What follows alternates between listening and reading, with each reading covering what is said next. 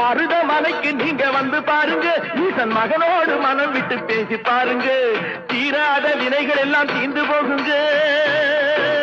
சத்தியமா சொல்லுறேன், தீராத வினைகள் எல்லாம் தீர்ந்து போகுங்க. அது தீராவிட்டால் வந்து என்னை கேளுங்க, அது தீராவிட்டால் வந்து என்னை கேளுங்க. மருதமலைக்கு நீங்க வந்து பாருங்க.